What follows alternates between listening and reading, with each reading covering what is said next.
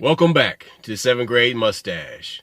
On today's episode, we're talking about in your face. The blatant in your face disregard for everything.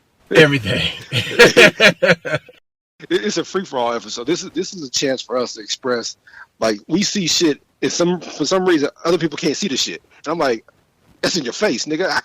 How can you not see in that? your face? I'm gonna give an example. Go ahead, set it off. So Kanye West is all upset because Kim is with this Pete Davidson dude. He's a piece of shit, but that's not important. So Kanye's doing all this shit. But do you remember when Kim Kardashian was dating Reggie Bush and Kanye was fucking with her? And you remember when Reggie realized it and tried to go to Kanye's hotel and Kanye sends his bodyguards downstairs? That was a bitch move. Why don't you just talk to the brother? Like, hey, yeah, we fucking around, whatever, yada, yada, yada, let it go. Because he is a clown. There it is. Look. Don't get me wrong. But hang on a second. This episode is not about keeping up with the Kardashians. No, not at all. Not at all. I'm just pointing out that Kanye is a piece of shit. And he's getting what he deserves. But I just want you people to realize that just because somebody is good at something doesn't mean they're a good person. You know, Kanye's done good and bad things. He's a fucking clown. You know what I'm saying? Yeah, but that's a shitty example. My point being is that he's getting what he deserves. Who the fuck cares? Just because you got my kids don't mean either one of us are special. Now, here's my other obvious issue. We keep talking about the NFL and racism like you were surprised. Okay, let's talk about real racism. So we talk about Colin Kaepernick, right? We all know that. We all saw the NFL with our own eyes as racist. But the owners, as long as the owners are racist, nothing will change. You got Jerry Jones, needed a quarterback, would not give Colin Kaepernick a tryout. I don't want that kind of guy on my team. Okay, cool. But then who's that guy? Gregory. Who's the guy that beat up his girlfriend? Oh, you let him play. So a guy that physically beats up a woman, you don't mind. But a guy that takes a knee and doesn't hurt anyone, oh, we don't want that around here. That's the real racism. See, racism is very nuanced. And no. See, what you don't understand, though, is these reptilians have their favorite kind of Negro. And the type of black dude that checks all the boxes when it comes to their stereotypes.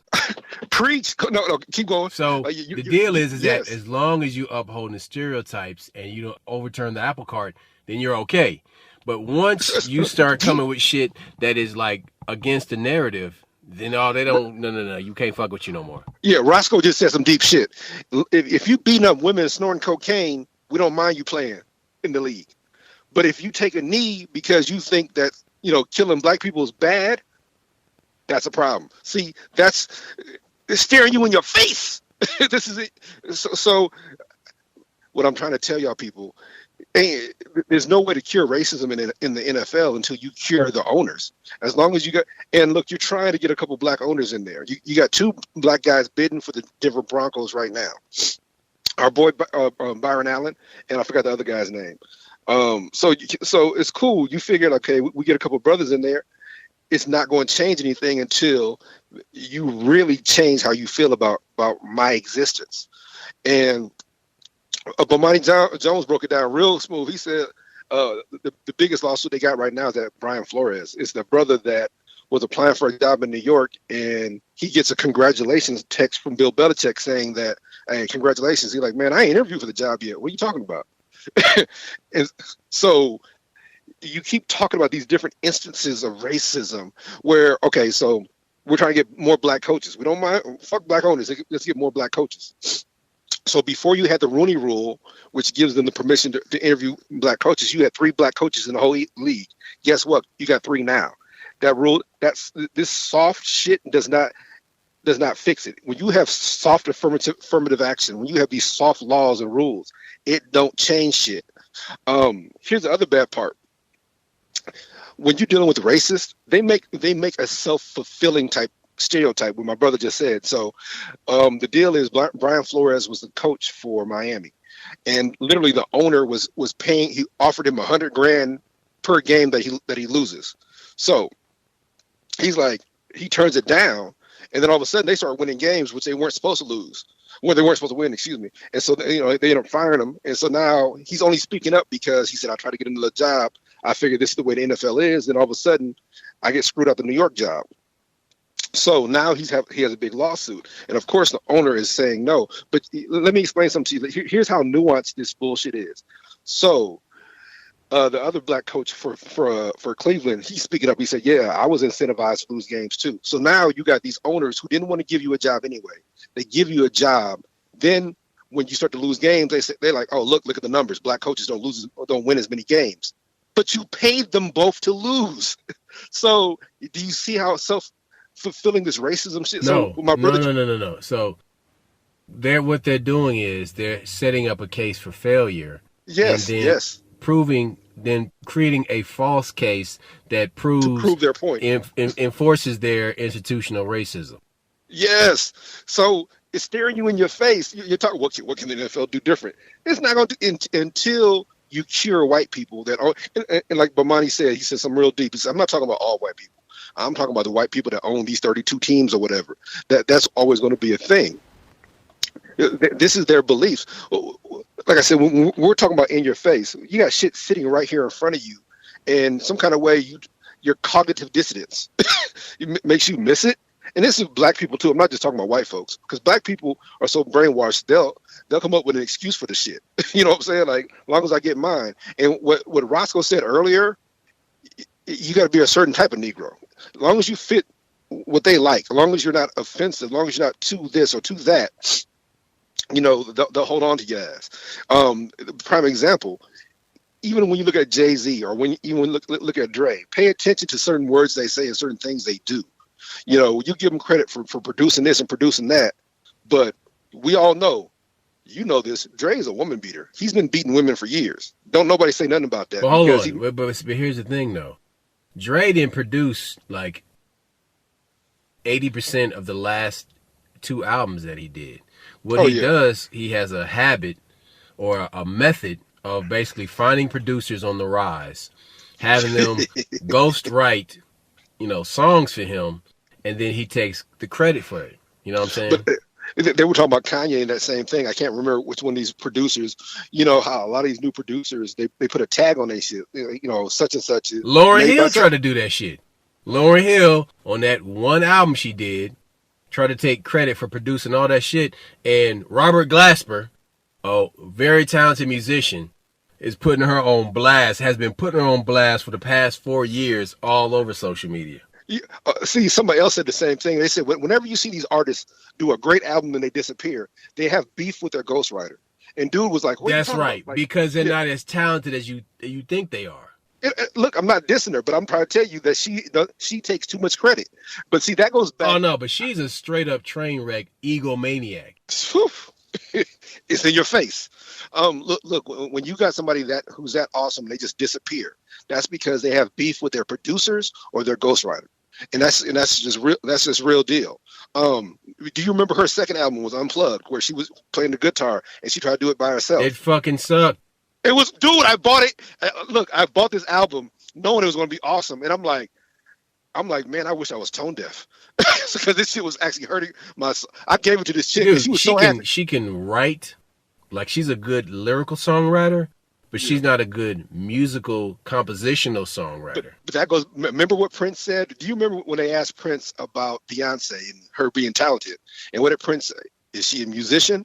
And people got so offended. He's like, yeah, if you're a musician, musicians create. Even these producers, they're musicians. They just use. But she did not clap back because she knew.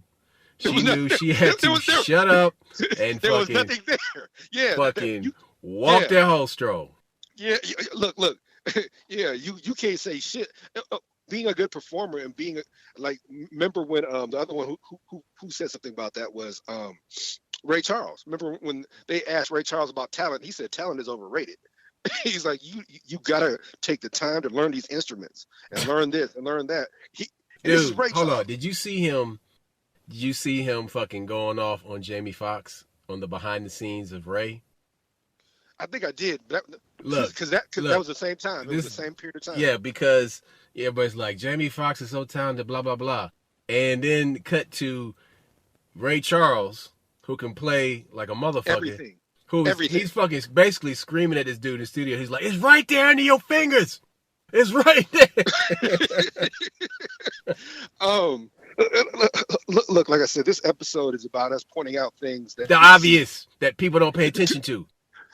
Okay, the deepest shit. So Warren Buffett, I've been watching YouTube. Warren Buffett's all over YouTube, and they were interviewing Warren Buffett and Munger, and they keep talking about common sense, and common sense ain't common. They're what people consider to be common sense now, and what real common sense is completely different. Real common sense, what they were describing, and what your parents and my parents talked about, common sense means that you are a well-versed human being, a well-versed man. Like you have a broad understanding. So that's why it's called common sense. Instead, all of a sudden, common sense means they use that term. If you do something dumb, oh man, they ain't got no common sense. They got streets. No, common sense means I know how to work on this car. I don't know. I can't change the transmission, but I can do this. I know how to work on, I know how air conditioning works a little bit. I know that's common. That means that you have common knowledge, that you have knowledge of a broad range of things. And so that's why when all of a sudden the definition changed, that's why we got such dumb people now. But common sense was more of a broad understanding of different things. As a man or as a woman, like, okay, I've read different books. I've read a few magazines. I got an idea how this government thing works. I got an idea of, okay, damn, we got this shit going on in the Gulf. That's common sense. You see, but hold on. But you're talking about money and Warren Buffett, and he's not a big fan of crypto. Now, No. Bitcoin was supposedly started by a guy named Satoshi Nakamoto. Yeah, he admitted that he didn't start it though. But Wait, yeah, they used his wait a name. minute. That name, when you look at it, when you translate it from Japanese into English, what you get is the first name, Satoshi. Satoshi is a name in Japanese that's given to boys who as a baby appear very sharp-witted or clear-headed or intelligent. So That's deep. intelligence, okay? And then Nakamoto means central. Central.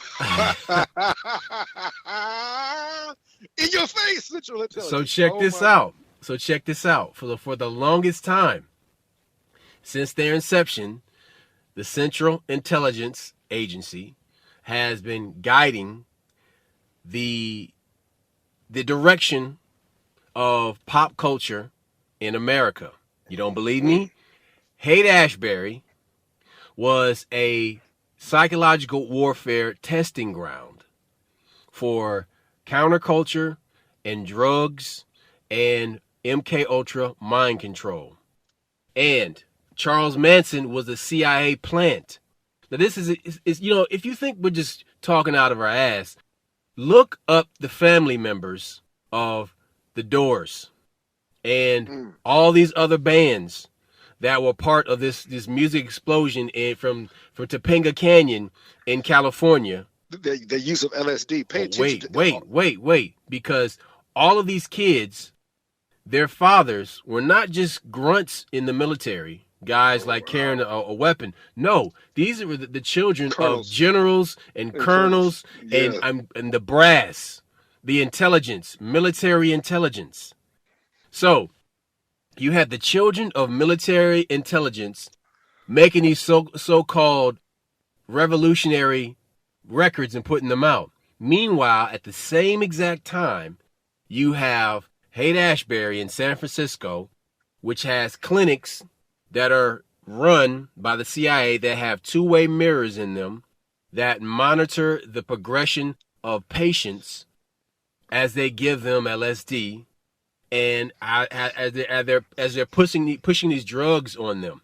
So, hold on. I got a lot of shit to unload with this. Oh, no. Charles Manson was a failed musician from where? He went to Boys Town. Okay, from Boys Town, which means this motherfucker was probably molested as a child, which means that if he's molested, he's manipulated. Okay? He's vulnerable. Yes, very vulnerable. Check this out. So then this guy gets a hold of, he didn't just work his way into Hollywood and into the trying to get into the music industry. He was placed there but his music was so shitty It was that garbage. he could It couldn't not take hold. set it off. So they're like, all right, we got a plan B. Since you're not going to be the boy wonder, like the monkeys, like, singing and like, winning over girls' hearts, then we're going to have you do this whole helter skelter thing and have all these bitches killing people. You just take the credit for it. But listen, all he was mirroring was what they were doing to him. So, okay, if you look at the structure of ninjutsu, there are 3 levels. All right, there's the Jonin, the Chunin, and the Jinin. The Jinin are the lowest level. They do all the dirty work. All right. Then you have the Chunin. All right. They are basically the sergeants. They send out and they give they make sure all of the general's commands are followed. Okay. And then the guy that plans the assassination is the Jonin. That's the guy who's setting everything off. Basically, Manson started off as a foot soldier, okay? And then he graduated and became a sergeant, but he never moved up above that because he had to take the fall for all this because something happened at some point where they figured, okay, now when this motherfucker thinks he's at the top of the pyramid, this little egomaniac, we're going to go ahead and throw him to the lambs. He's a straight up megalomaniac. And the thing is, you got to remember, how many people did he actually kill? But this is the thing. Hold on. This is the thing. The American public has been taught to think that all this just happened by accident. Oh, that some random shit. The hippie phenomenon and Helter Skelter and rock music developing the way that it did was all by accident. No. What happened was it did start to develop in a certain way, but it was pushed to go down a different vector. By intelligence groups. Same thing they did with hip hop. Hip hop started natural and organic. Organic, yeah, no. And what happens? It's like Which Way Is Up? That that Richard Pryor movie. You always see that dude with the shiny ring off in the corner, and he's the one controlling everything. Everything starts off organic, and some motherfucker steps in like, "Hey, I know how we can do this better," quote unquote. And their form of better is more in tune with an agenda that allows for manipulation and control. Because if you don't have control over a population, they're going to just do what they want. And they're going to vote in and put whoever they want into office. Okay, hold on. You slow down. You see some deep shit. Look, when we talk about, I gotta say this correctly. You gotta realize that we're convinced that the way white people do things is normal, and we're convinced that that's normal. And so we are so used to seeing a colonizer way of things being that we don't recognize that we're being colonized. And when I'm talking about music, I'm talking about people. The other thing, me and you, like, I love to you're very good at reciting literature and reading. You have a brilliant mind, but we also, me and you both, like talking to people. And it was an older dude I used to work with. He used to tell me, he said, duct tape, he said, when we used to use LSD, it still had the serial number, it still had a stamp and serial number from the CIA on the back. Our shit came from California. He's telling me this. This is a dude I work. He's like, look, he's like, and so you know what else he said? He said, the weed got better and the LSD got worse as I got older. He's saying that the LSD came from the factory. And he said that the weed we were smoking back then was ditch weed. He said, I smoked some weed now. I flew off. Okay. But Quaaludes were one of the drugs that Bill Cosby used to drug bitches. Now listen, the reason, but all these dudes from the 70s and the 80s always, but they all like to complain about how Quaaludes aren't available no more because it served its purpose. Because they found something. Listen, the people who had the formula to make this shit, they could easily keep making this shit. But there's better stuff out there to subdue people. It's called GHB. GHB is the same as Quaaludes. It does the same fucking thing. And there's all types of other ways now you don't even have to do any of that shit anymore. So like, well, this has, it's like military hardware. Man, when I was a kid, the F-14 Tomcat was the coldest airplane I ever saw. You know what I'm saying? But Yeah, we all. Yep. Yep. basically, y'all, it's the airplane from Top Gun. Okay, that's it. It's great for it's very muscular and athletic looking, and it's great for dogfighting. But then the U.S. military came out with better airplanes. You know what I'm saying? So the same applies for these chemicals that these intelligence agencies used within the human population The to technology manipulate people. improves. There you Now, go. hold it. Every once in a while, they do go backwards because people don't realize meth has been around since the '60s. It's just No, the shit. no, Hitler. They were giving Hitler meth. Oh no, hold on. You're right. What I'm saying is meth is not a new drug. Meth goes in waves, and right now meth is at its biggest where everybody's making it. Um, like I Dude, said, when I meth is hear not a. about black people doing meth, I'm like, what the fuck are you doing with your life? If you see what it's doing to these white motherfuckers, if Oh you my seen god. what crack is, and this is worse than crack, like, how do you think that, nah, it ain't gonna be me? Nigga, it's meth. Look, I remember when before my homeboy passed, I've told you this joke. It's not even a joke. He was talking about his wife's cousin was in Pueblo, Colorado, and he had just started smoking crack, and this was like in 2000, 2010 or whatever. Hold on. You smoking crack in 2010? That's my dude. like you're already late to the party. No, no, no, no, no, no, no, no, no. You doing that shit like a motherfucker going into a record store looking for a Vintage, rare vinyl vintage. record. Like, like oh, this is that vintage '83 crack right like here. like this nigga. Like, look, I want to have my own opinion about this crack. So I let the wave go. No, no, I'm no. going to It's like that experience. motherfucker that be on Joe Rogan, Carl Hart talking about, I do heroin and I still maintain a productive lifestyle. You a heroin addict, dude. You a fucking heroin addict. You're just a Look, functional version. okay. Like I said, there are so many things that I think people miss because we're more worried about sounding intelligent than being intelligent, and you've heard me say that before. But one of the things that me and you talked about, since we're talking about music and we're talking about drugs, first things first. Let me back up because you were saying some very very deep shit when you're saying that me and you both were talking about colonizers, or that this is normal, or that you're pushing a music, the movement in a certain direction. What happens is the two I think the two best ways to recognize whether it's the CIA or FBI. Let's look at it. Whenever you see drug use, it's the CIA. Whenever you see guns or political manipulation or a plant, it's either the FBI. Now the FBI and CIA both planted people. We know that. We look at the Black Panthers. Richard Aoki. We talked about Richard Aoki. That the first guns that the Black Panthers got came from Richard Aoki, who was an FBI agent. So you can kind of tell which, but whenever you talk about drug use and cocaine, LSD, or different, it's always the CIA. Whenever you talk about guns and infiltration, it's usually the FBI, and that's kind of shit we're seeing. And the point I'm making.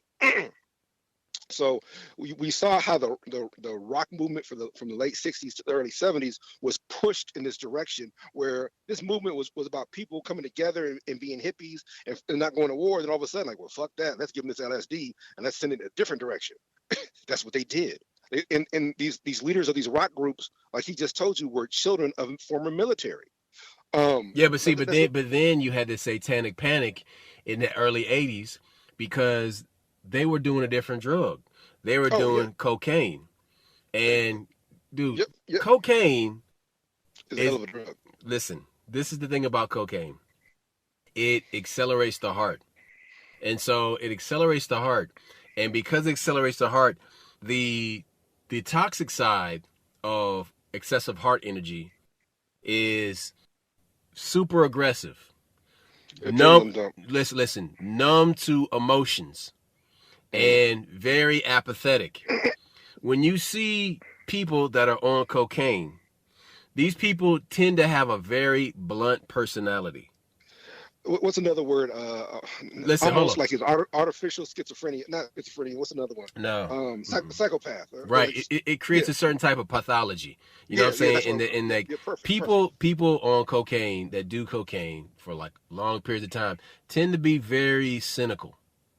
You know what I'm saying?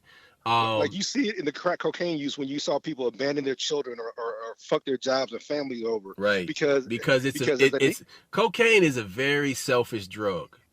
Yes, yes, that's really good saying it. And you saw the damage it caused. It's, I get it. People were addicted, but some of that stuff wasn't addicted. It's just the prolonged use fuck with their personality. That's Listen, what now I when I feel. say it's a very selfish drug, I'm not saying, oh, you can't snort my coke or you can't do this. No, I'm talking No, about what it turns you into, your into yeah, personality. yeah. It It turns you alters you. into an asshole. It turns you into A an asshole hyper. because it's eating a hole in your aorta. Look, the same. We always talk about these hip hop. How hip hop was an organic movement. Rap started out in the streets, then it became when it got powerful in the early '90s, where it was actually making us. When you talk about, we got into Malcolm X, we got into Farrakhan, we got into all this other stuff because of the direction of hip hop. You had KRS One talk about Because hip those hop. people that were making it were smoking weed. They were It, smoking weed because they talk about it. They talk about it. All, if you listen to those albums, they talk about smoking weed, and they smoking weed, and it elevates their mind, and it causes them to slow down for a second and examine their reality, their surroundings. you had people that were smoking weed. You had people doing cocaine back into. So we're not. I don't want to be like naive. It was used, Yes, but also those people, if you listen to those albums, those people that always have the cocaine people always had a certain type of sound. LL, he was on cocaine. His yeah. music has a certain sound to it. Jay-Z, cocaine, cokehead. His music has a Pay certain attention though. sound to it. But Ice most T, of those people, Ice T, cocaine. Easy E, cocaine. It has a certain sound to it. look, most of the ones who are on cocaine didn't give you the same They type of don't music. drop knowledge. It'll be okay. No, no, no, no, no, no. Because listen, listen, listen. Hold it. Hold on, hold on. I'm not Because going there. the whole idea of giving motherfuckers street knowledge, and I'm like, wait a minute, man. Okay, there's a limit to that because, bruh, I live in this environment. I got game from a pimp when I was a little boy, so I understand the streets. So to You keep see putting the this, shit. to keep preventing it, perpetuating this over and over. I used to hear this on Yo MTV Raps in the late '80s and early '90s. Oh, we're just reporting what we see. You say that you say that while you live in a house in the hills in California. You don't live in Compton no more. But hold on, you reporting what you see, but yet really your homeboys is having meetings with the CIA and you get But pay invited to the White attention. House. But that's why Cube left. Remember, Cube was like, look, these motherfuckers was making money. I had the same Honda Accord I had before. I had to go out on my own, and he went east. He went to the east, my brother, to the east. Right. So hold it. What I'm saying is, as soon as hip hop became a movement where you had X Clan, you had Public Enemy, you had Poor Righteous Teachers, you had on the West Coast, you had Paris, Brand you had Nubian. Brand Nubians. You hey, what's the 93 to Infinity?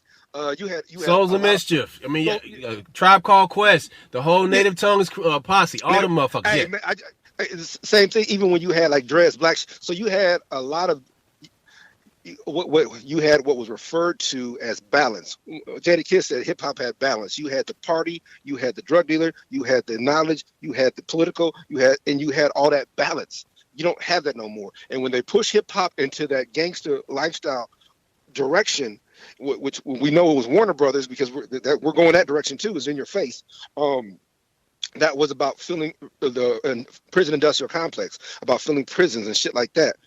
But so right now, when you look at the agenda that's being pushed into hip hop, and that these rappers who don't say much or don't have any real conscious, that's on purpose. Look, I like Gucci, he's cool, but you got a lot of these young mumble rappers. You got all these rappers talking about money. You got all these rappers talking about suicide. You got all these rappers talking about love like this, but they ain't talking about taking over the government no more.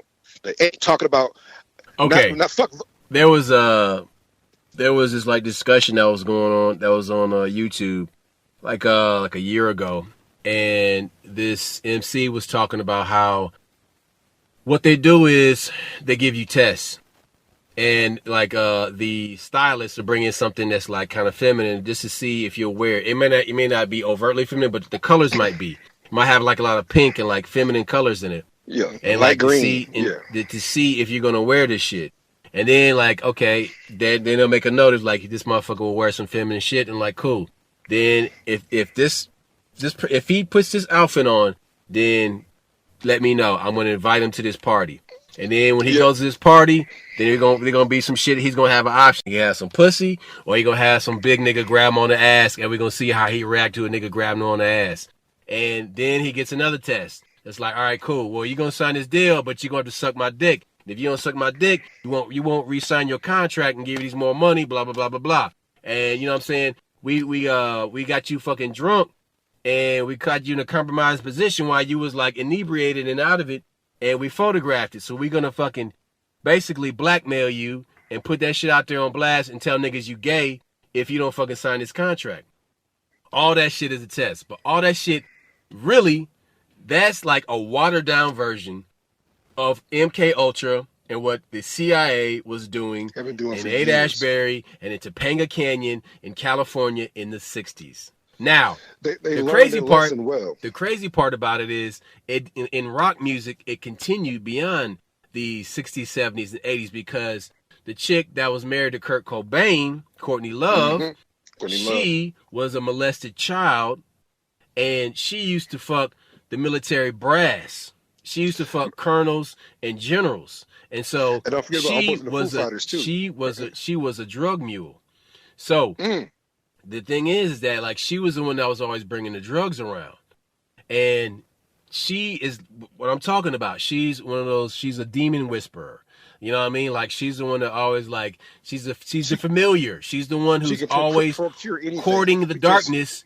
Courtney courting the darkness and bringing everybody over to the dark side. So here's the thing, though. Let's get deep. Let's talk about ceremonial serial murder and large-scale sorcery. Don't forget about that fake suicide letter that she wrote for Kurt Cobain. Yes, it's all you. Okay, when you see that shit going pump your brakes for a second. Pump your brakes for a second. Ceremonial serial murder and large-scale sorcery. Sigil magic is a method of making a symbol and strategically placing it in an area to manifest one's goals. Now, I'm going to ask you a question. I want everybody listening to think deeply about this. I want you to think about the logo for FedEx. Can you see it in your mind's eye? Okay. Now, did you notice that there is an arrow between the E and the X? I forget, but yeah, I guess it is. No, nobody ever pays attention to it because you're always looking at the words. But between the E and the X, there's an arrow pointing to the right. What that is designed that way to communicate efficiency and clear direction. Now, this is a company that delivers packages, and they're called Federal Express. They're not even a government contractor, but they call themselves Federal Express. So through the name, it communicates superiority. Wait. They're superior, they're legitimate, and then when you look at the logo, it causes you to focus and see an arrow that's not really there. And in your mind, it's like they're direct. That's the best way to go. When you think of UPS, you think of some dirty doo-doo brown motherfucker in a truck rolling up, dropping off a package. You don't hold on. You don't get the same vibe that you get from FedEx. Oh no. FedEx is clean and fast. UPS is like bottom bitch. Hold it. They get you that word United sounds like it's official. Like, oh, this United States, United Parcel. Yeah, but that's the Teamster shit though. But look, but this is what I'm saying. I'm talking about symbolism, and I'm talking about imagery that's in your head that puts an idea there. Okay, it's a little message that you don't even recognize, but you acknowledge. Your body acknowledges before your brain does. You're like, okay, cool. I'm supposed to go this direction, or I'm supposed to fuck with them. That's some deep shit. But this goes back a very long time. It goes back all the way to Babylon, because in Babylon there were the Chaldeans, and they practiced the dark arts, and they worshiped dark deities, Baal, okay, and they worshiped Saturn.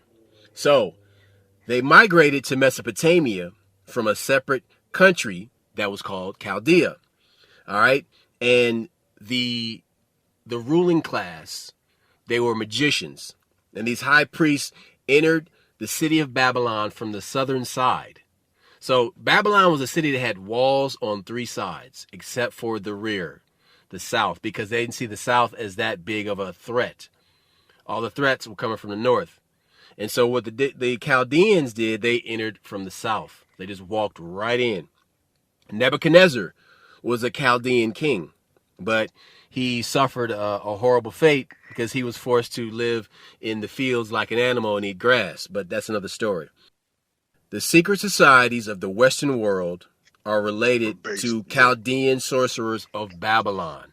Now, whenever a person tells you they're a devil worshiper, you never really take them seriously. Like, oh, okay, that's cool, whatever. You know what I mean? It's like you're a creep. You know, they're a weirdo. Hey, look, me and you used to joke about this. You got the Satanists, you get the Luciferians. Luciferians got money. Satanists are just the white boy down the street. Exactly, you know, with the Slayer shirt. Yeah. It smell like dog piss. But listen. Yeah, like urine. But this is the thing, though, man. Okay, the people with the money, those are the Chaldeans. Those are the people that are the Saturn worshipers. Because they are the ones that have built up societies of control, that control everything, that the guys that started the CIA worship. So the guys who are these so-called white Protestants that started the CIA, they all went to Yale and Harvard and all these Ivy League schools. But those Ivy League schools were actually started as schools for the dark arts. It's in their charter. You can see it. You can see the Necrogammeton and the Necrogammeton. No. Yeah, so basically, in their crest, it has the many names of God. Okay. Oh wow. So it's crazy though. So, but here's the thing though, man. Like, you got to understand the reason why these people kill people and then like they eliminate people, because it goes back to the days of king killers in Babylon. That's where that term comes from. It's not JFK wasn't the first one that got killed, and I mean it's been going on for the longest time. But listen, what you got to do is you got to go back in time to a certain part in time in the Dark Ages. Okay, you need to go to 2 months before the Black Plague arrived in the UK. 2 months before the Black Plague arrived in the UK in the year 1348, the King of England, Edward III, created the House of the Round Table, of the Round Table, and it had 24 elders of the beast. Yep. Okay. So these people were the ruling elite that were the heads of the sorcerers and the witches in that area. And the people, the 24 elders of this group, would go on to become the controllers of the secret societies of all of Europe. So, what this is then is something that would then go on to change the world forever, because they call themselves the Olympians. And instead of using a 5-pointed star as their symbol, they use 5 rings. And those 5 rings interlocked. Interlocked 5 rings. What's going on right now with the Olympics? Those 5 rings interlocks represents a pentagram. So you're seeing sigil magic on the news every night right now. In front of you. In front of you. In your face. And don't even realize it. Now check this out. So the plague, it ended in 1353. Okay? But it started in 1346 on the shores of the Black Sea. But it didn't get to the UK until 1348. Now, the Black Plague ended in 1353. This is going to blow your skull cap off your dome and into orbit. Now, I want you to take the year 1353 and add 666 years to that. Guess what you get? You get the year 2020. No shit. Dude, hold on. 666 years after the Black Plague ended in Europe. That is when the coronavirus started making its rounds in China and around Europe. I'm just going to pause and let that sink in for a second. No shit. Now, Basically, check this out. some beastie shit. The coronavirus, corona crown. 1353, King of England, round table. 24 elders of the beast. The 5 interlocking rings. The pentagram. 666 years later, the crown virus. Now, you know what? That's funny. Remember when they asked Prince, which Prince they asked? They asked him if he had his wish, what would he be?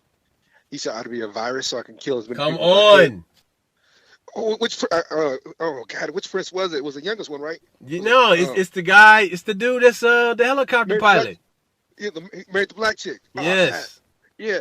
They asked him when he was a kid, what did he want to be? I wanted to be a virus. Henry. Henry. Yeah, that's in your face. That is in your face. Dude, you see what I'm saying now? Yeah, so basically there you go. But let's get back to to ceremonial serial murder. So April 3rd, 1996, Commerce Secretary Ron Brown. Yeah. He was on a plane that was scheduled to land in Dubrovnik, Croatia. The plane had a landing beacon that guides the plane in for landing. And it was programmed for a route that was... Okay, let me back up. So basically, this landing beacon is set, okay? And it's set, based on sometimes it's weather patterns that, like, cause them to, like, reroute and all that stuff. So it gets pre-programmed ahead of time and all that, okay? But it was found that the landing beacon was pre-programmed the day before to be 90 degrees off course. Now, this is the thing. Once the landing beacon is fixed, it cannot be changed. Once it's set, it can't be changed. So a portable beacon had been set up on the nearby mountain range, 90 degrees off course, and it was not turned on until the plane was 4 miles from the runway.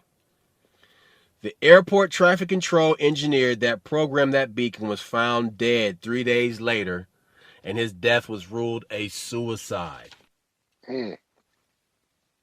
So, when you study the Air Force report for that crash, Major General Charles Coolidge failed to mention the abrupt 90-degree turn 4 miles from the landing point at the airport. Look, the whole issue that still goes back to the Clintons. That was one of the many deaths attributed to Bill and Hillary. Now, of course, I mean, you have the Clinton body count, man, and there's just bodies upon bodies upon bodies. Hundreds that are just piled up. And the way these people die is hella suspect. I mean, and all of them have 2 shots to the back of the head, suicide. Listen, man, I don't know who is determined to kill themselves pulling the trigger twice. Like, one won't do it. We got to do it twice. Well, but hold on. But hang on. When you kill yourself, you're not putting the gun behind your head. You put the gun in your mouth. You put it to your temple. You know what I'm saying? You put it to your forehead. You put it to your heart. Not behind your head. Nobody reaches behind there like, all right, I'm going to put the gun back here, plap, plap, and pull the trigger twice. Once the gun, I don't give a fuck what the caliber is, okay? Once you pull that trigger one time, you won't have the strength to do it twice. Look, hold it. America has a history of this behavior, just so you know. Me and you are from the Midwest, so we grew up learning about Lewis and Clark. You do know Lewis committed suicide and shot himself twice. Yeah. Now, the rumor is, I think it was Thomas Jefferson. Basically, Thomas Jefferson gave him instructions like, look, I need you to find anything Welsh or whatever, because there were sayings that the Welsh, these white folks that already came over here, and he found proof of that. And they said he's going to put it out. And they're like, well, we do that. All of a sudden, these people got a claim over here. And so they basically they suicided his ass. Look that shit up. but Mm. he had 2 shots to the chest or some weird shit. Now, of course, this is hundreds of years ago. Impossible to prove that shit. But this goes back to the Louisiana Purchase, and that he found some proof that somebody else might have had a claim to this country. Now, of course, we were already here. Black folks were already here. This is white folks arguing over shit. So let's just clarify that. But definitely, there's a history of suicide in this country, and 2 shots. That's not no new shit. That's all I'm saying. Dude, I mean, Sandra Bland, the way she died in police custody, dude, she was murdered. It was obvious that she was murdered. I mean, when you look at the way some of these people have died, and okay, today I passed by a TV screen and I saw they were having a memorial service for Amir Locke in Minneapolis. And this was a no-knock search warrant, and his name was not on there, not on a search warrant. And the cops had keys to the apartment. Now, what happens, it's customary for some of these apartment owners, Yes. these apartment complex. It's part of the lease. They can come in anytime they want. But what happens, though, is that the people who, the leasing office, they'll give the cops multiple keys to different units. And the reason why they do it, so they don't tear up the door, so they can basically prevent from having to spend a bunch of money in repairs. But the fucked up part about it is the guy they were looking for, they had the wrong apartment. He wasn't in there, and the kid that got killed, hall, wasn't he? Yes, and the kid that got killed was an innocent bystander. What they actually probably did was gave the guy, I don't know if he did escape, but they gave him enough time to get up out of there. Yeah. See, okay, that's what we mean when we say staring you in the face. Like, did the cops really want to catch this dude? Because you just gave him a heads up. That's some deep shit. The other thing that was on the news, I guess, about the George Floyd case, they're trying one of the officers, and I guess the prosecutor asked, "How come you didn't kick old boy off?" And he goes off on the prosecutor, starts yelling at him. Look, the cop did. The cop did. Yeah, this is going on right now. The other thing I saw that was interesting. Hold on, back up. Why did he start yelling at the prosecutor? Because he asked, "Why didn't you push old boy Chauvin off his neck?" Yeah, he just straight up asked the hard question. You officer of the law, you saw this going on, you knew it was wrong. How come you didn't stop it? Was it the black cop or the white cop?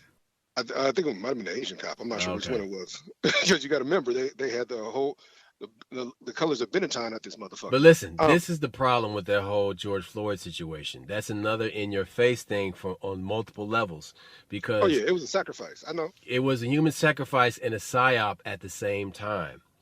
Because when you look at the details in the background, you look at the price of gasoline, it doesn't even match up with the price of gasoline at the time. And so you're wondering, like, all right, wait a minute. Is this accurate? And, okay, this is during the height of the coronavirus in a state that was compliant with the mask mandate, and you don't see anybody wearing a mask. I'm like, So was this shot at a different date and done for a particular purpose to basically jumpstart a lot of animosity and hate within the population? Because here's the thing. The George Floyd and that cop, they were both working security at a nightclub. They were working security at a nightclub, and this nightclub was laundering cartel money. Look, the whole idea, they knew each other. There's so many things wrong with this case. Dude. So, the black guy that initiated, that's one thing. But when that white guy shows up, there was a reason he was so pissed. They knew each other. They had and that's when you have that club owner come out and say, like, they have history. There's history there. Yeah, that white dude never liked George Floyd. So, and like you said. But the thing is, money probably has something to do with that shit. Because it could have been a drug deal. It could have been just also. It could have been. Also, it could have been just. Yeah, I'm sorry. It could have been all kind of shit. He probably fucked some chick that dude, cop liked. Yeah, or he was just mad because you bigger than him and you go whip his ass. Yes. It's that simple. Yes. Another thing I just saw, like when you talk about in your face, right? The federal government is suing the state of Missouri because it has a gun law, and this gun law states that if you feel that your Second Amendment right is being infringed, you can sue that organization or that part of the government for $50,000.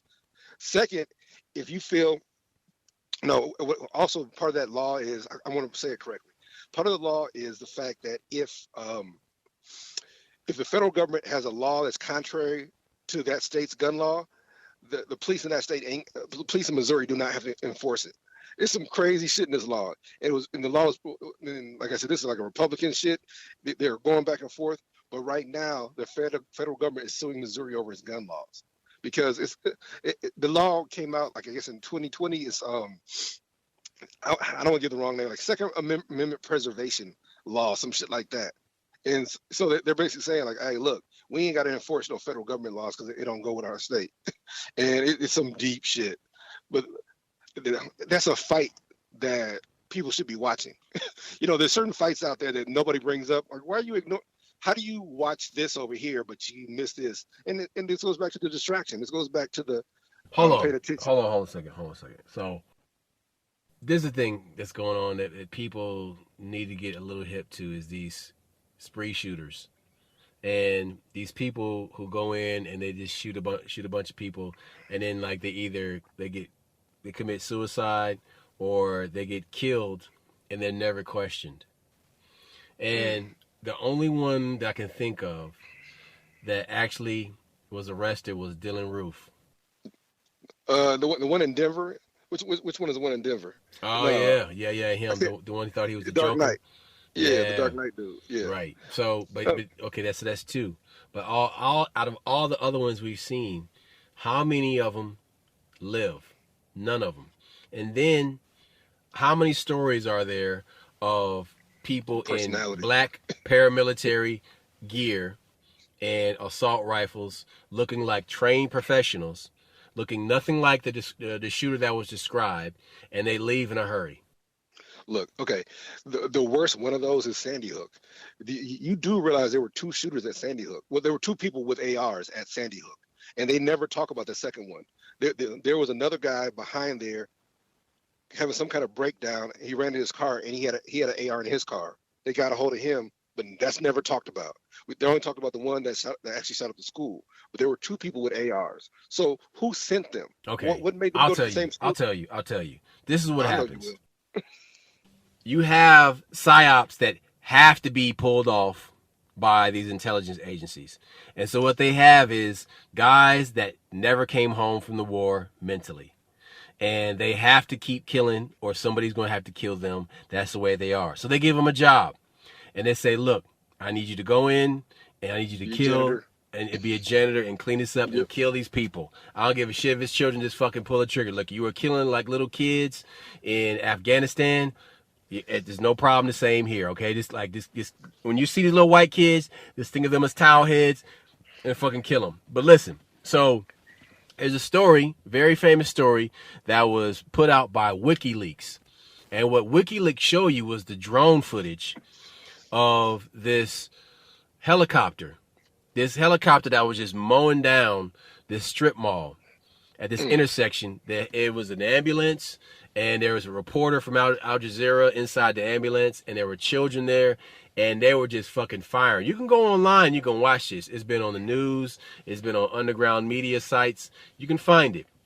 And so basically, these guys that would just fire on people, and there was no, they were not provoked in any way. They just started firing. And they fired until everything was like lifeless. Nobody was moving. And these guys, they grab them while they're still in the military, and they put them on special missions where they can keep killing like that. When they have a guy that will just keep pulling the trigger with no conscience, they make use of people like that. And so, hold on. When you have groups that need to push an agenda for gun control, and they want to get rid of your Second Amendment, not just your guns, but your right to assembly. They want to get rid of your guns primarily because this is the last nation in the world that is heavily armed, and it's in the law. But here's the thing. look at all these other countries. Once you take away the fucking guns, they can do whatever they want, because now you have the Canadian convoy. All right.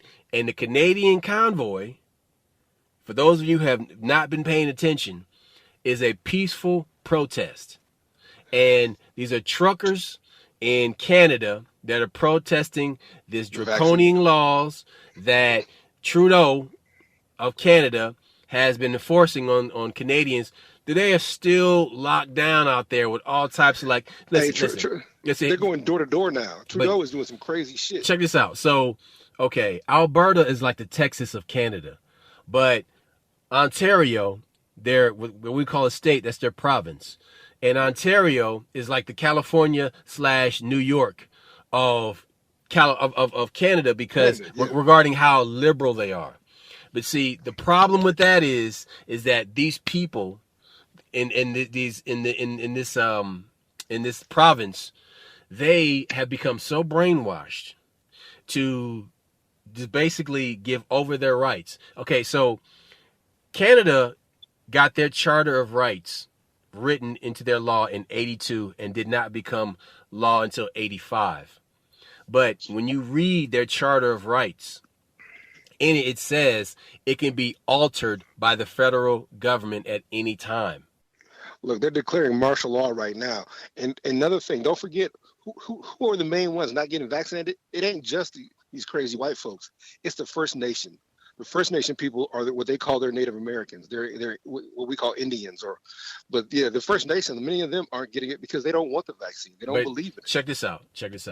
So now what's going on is that there's a town right there near the border of where Ontario touches Michigan, and there's a bridge where 2/3 of most of the Northeast and Midwest goods come through that area from Canada, right? Oh, wow.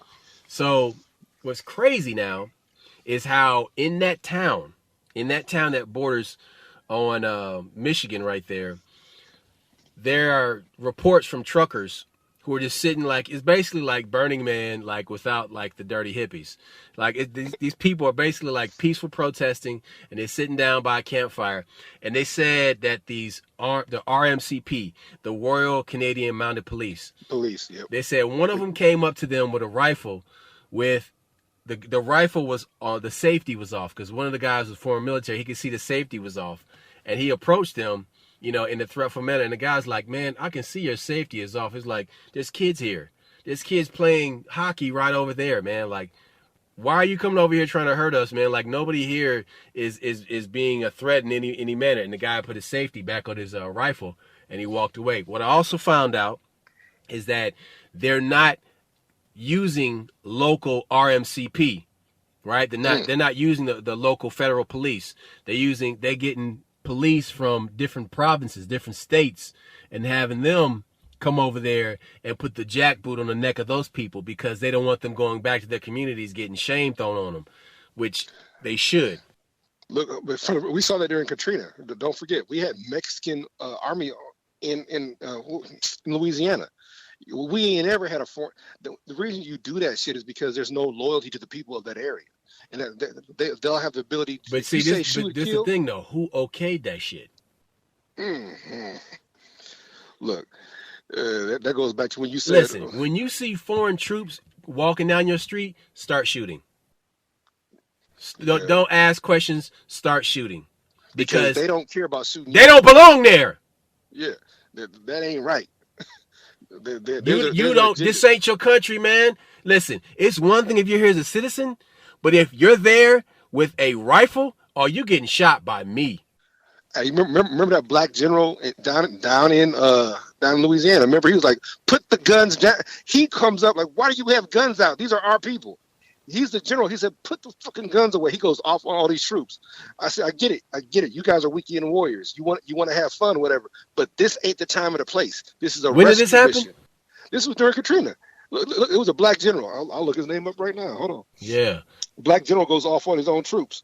I remember that shit. Wow, that's crazy. Yeah, he's like, what do you guys do? Yeah, he said, what are you doing? That's a trip, dude. I mean, but see, that's what they do.